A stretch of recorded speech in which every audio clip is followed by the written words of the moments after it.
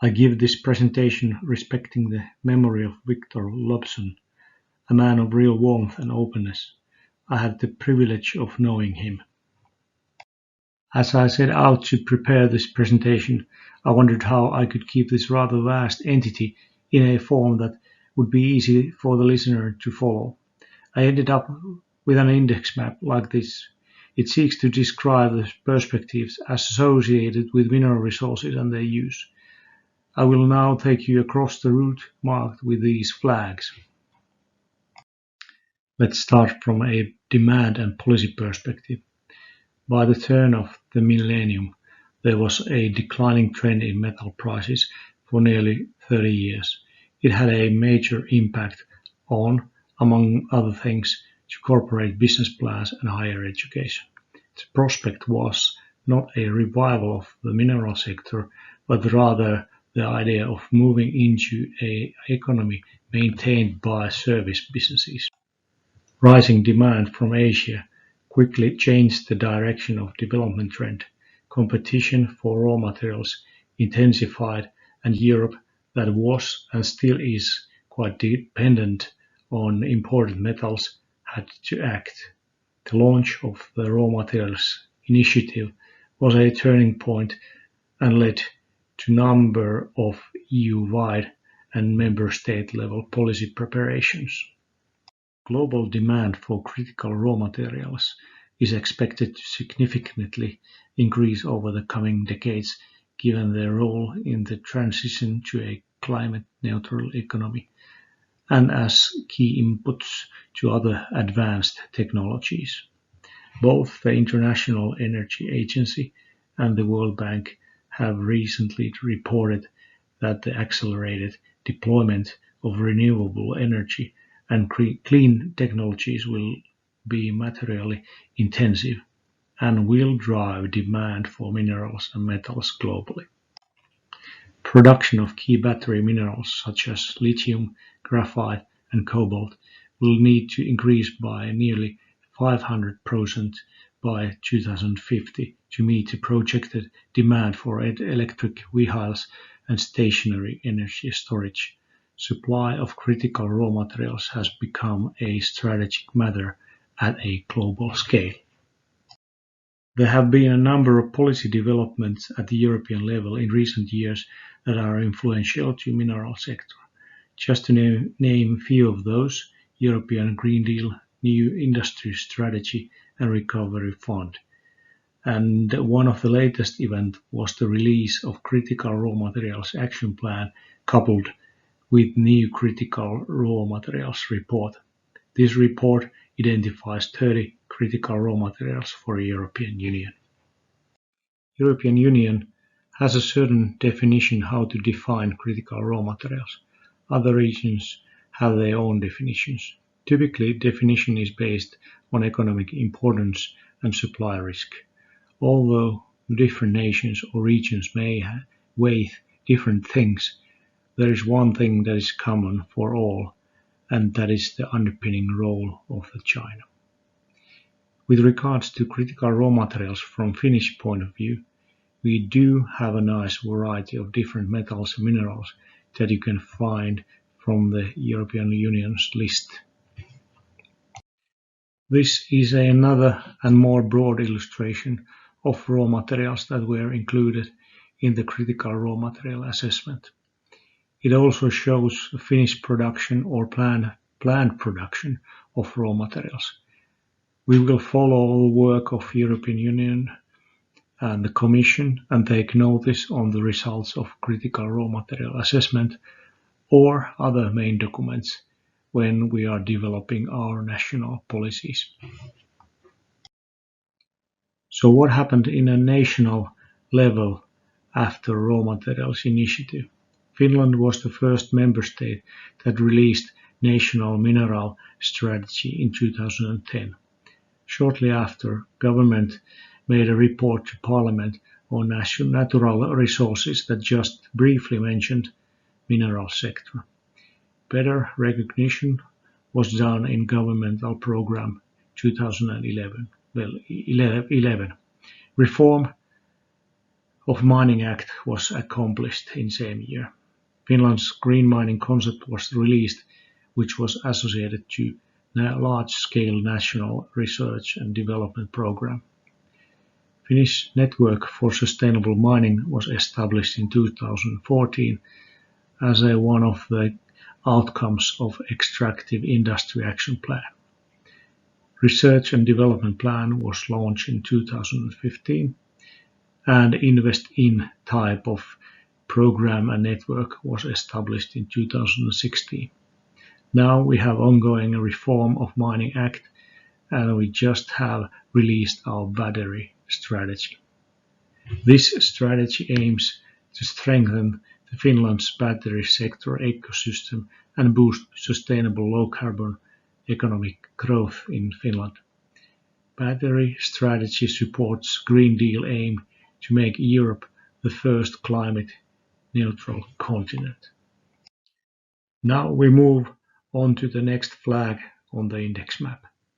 The Fennoscandian Shield comprises the largest mass of Precambrian rocks in Europe and shows many similarities to Proterozoic shields in Canada, Australia and South Africa, all well known for their abundance of large metal deposits. The Fennoscandian Shield is part of East European Craton, extending from the Kola Peninsula in northwest Russia, across Finland and most of Sweden and Norway. Archean crust is mainly exposed in eastern and northern Finland, northwestern Russia and northeast Norway, encompassing the oldest rocks in Europe. The rock units in Svekofenian orogeny dominate in the central part of the shield. Only 3% of the crystalline basement is cropping out. Large areas are covered with quaternary deposits. Finland can still be regarded as largely unexplored. And now, how do we acquire more geological primary data? Here are two examples. Exploration is increasingly turning towards deeply seated mineral deposits. With increasing exploration depth, the resolution of conventional geophysical methods is decreasing and new efficient methods are needed. In the vicinity of mining camps in so-called brownfield environments, easy to find, shallowly buried deposits have typically already been discovered. Outokumpu area is one of the historically most important mining districts in Finland. It still has a large potential for undiscovered mineral deposits.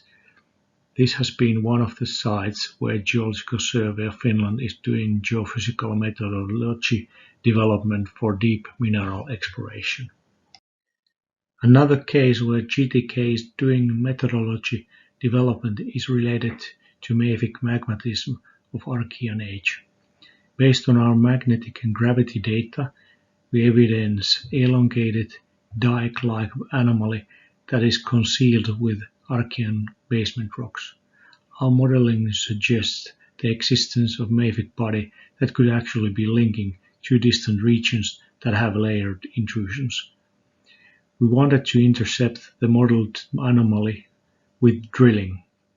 The upper contact of body was modeled to be in depth of 1.5 kilometers, and that was actually the place where we discovered mafic cumulate rocks. Bearing in mind that the intrusions in the Syöte region are known to host platinum group element, copper, nickel and vanadium mineralizations, we are quite happy to go another 1.5 kilometers deeper. If we can make down to the depth of 3 kilometers, it enables us to do geophysical and geological modeling at a whole new level. The data GTK collects needs to be accessible and utilized not only internally but also by wider geosociety. In this regard, we are contributing to the One Geology. This is an international initiative of the Geological Surveys of the world, who are committed to work together in order to provide geoscience data globally, an exchange of know-how, increased awareness of relevance of geosciences and geosurvey organizations. This is supported by international organizations, regional organizations, and industry sponsors. One of the key enablers of success are the common geodata standards. Currently, 120 countries have shared contents over the One Geology. Based on international benchmarking, Finland's national geodatabase is at very good level. Finland is one of the leading countries in terms of availability and coverage of the geodata, as well as data collection methods and the impacts of geodatabase on the attractiveness of mining investments. Recently published assessment indicates that €1 invested in the acquisition of the geodatabase has leveraged turnover of €2.4, €1.1 of added value and €0.5 of tax revenue, according to the current tax structure. In terms of benefits to the national economy, the estimated value of Finnish geodatabase is about €5 billion. GTK has been and will be carrying out long-term development efforts to further improve the utilization of our national geodatabase. Let's take another step along our journey and move into the mineral potential and exploration theme. GTK collects, compiles, and processes geological information. The assessment of mineral resources has been a key part of our operations throughout our entire 136-year history, and there is clearly a growing demand for it today. On the following slides, we will take a couple of deep dives from this point of view. Mineral prospectivity modeling is an excellent example how we improve the utilization of our national geodatabase. Digital information allows quantitative analysis of data and numerical modeling, which aims to delineate areas that are more interesting than others for exploring commodities that you are interested in. There is currently a strong interest in a number of metals and minerals, especially for those that are needed for battery revolution. GTK is actively working with topics like mineral system models, exploration models, spatial data acquisition and data harvesting, pre-processing of spatial data analysis and modeling using techniques of artificial intelligence and machine learning, model validation. For more detailed information, see the projects on display and their outputs. You can also contact our research professor Vesa Nykänen. Here is one good example of what the end result of modeling can look like. This map illustrates prospectivity map for orogenic gold deposits in Finnish Lapland. The region defined as non-prospective, based on clustering of evidence data, is indicated in gray. The blue color denotes the least prospective areas, and the red are the most prospective parts of the prospective tract region. Gold mines and known gold deposits and smaller occurrences are also shown. I could say that this map shows the power of modeling. Optimally, you can do your exploration work more cost efficiently. Formation of different types of ore deposits can be connected to the transition episodes during the history of large-scale Earth systems. Holistic analysis of Earth systems helps to recognize those combinations and hierarchies of geological processes which triggered formation and supported preservation of mineral belts, districts, and deposits. We research these Earth systems, and one of the applications is, of course, mineral exploration. Mappable footprints in the Earth's crust have primary importance because they directly reveal the preferable settings of mineral belts and districts on regional scale or vectors to ore on a deposit scale. One of our outcomes in the field of mineral system research are these web pages that contain systematically organized and maintained data for various types of mineral systems. Next mineral system down the line is the magmatic nickel-copper type. Unlike many other parts of Europe, Finland currently has a large number of active metal mines and smelting capacities, and still has a major potential for new significant mineral discoveries. This is also a factor that supports doing research that is related to mineral systems. Here is a recent mineral deposit at Telmavik issue, indicating that this line of research work is still rather vital in Finland. In addition to academic research, the GTK has been systematically estimating potential of undiscovered resources for the most important commodities, using a three-part quantitative assessment method developed by USGS. Since 2008, the GTK has carried out assessments for platinum, palladium, gold, copper, nickel, cobalt, zinc, lead, silver, chromium, titanium, vanadium, and lithium. Here you can find the latest report that evaluates the undiscovered cobalt and gold resources in one of the sub-regions of our nation. Another step in the index map, mining and mineral processing. The national mineral reserves of Finland are considerable within the European context. Finland also has a significant mineral refining industry, which includes nickel, copper, zinc, cobalt, and ferrochrome refineries and steel mills, as well as stainless steel and copper products. Industrial minerals are processed as fertilizers and carbonate products. Of global annual production in 2019, Finland produced 4% of nickel, 10% of cobalt, and 1% of stainless steel. Finnish mining technology and metallurgy companies and expertise are well known worldwide.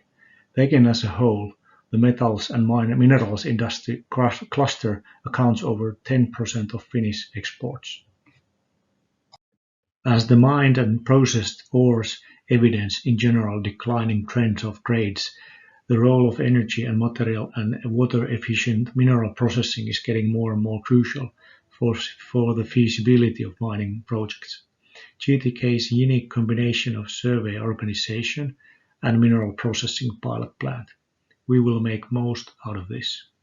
The GTK Minerals Processing Pilot Plant and mineralogical laboratories form a platform for the development and testing of mineral beneficiation processes anywhere along the beneficiation chain. Our current plan is to employ automatization and artificial intelligence into pilot plants in close cooperation with partners from industry and the research and development community. Last but not the least side in our index map is the sustainable sourcing and traceability of material flows.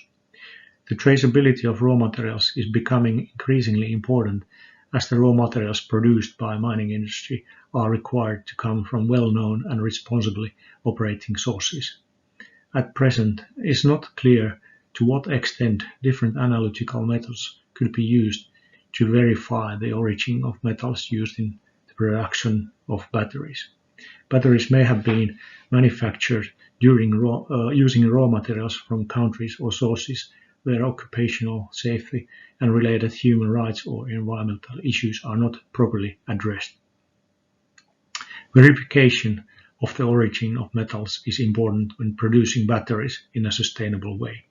Each ore deposit has its own fingerprint based on its mineralogical and geochemical composition.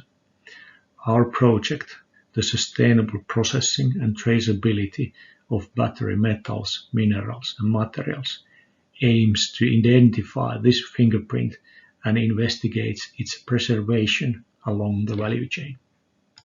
If we go back to the index map and our path through the map, I would like to conclude that the geoscientific community has much to offer to many of today's current social, economic, and environmental challenges. In order to promote more sustainable development, we need to engage our stakeholders in exploring new ways of handling more and more complex challenges that the societies are facing. And what is most important, it would also bring us more insights how to do our strategic decision making. With these words, I would like to end our journey here. Thank you.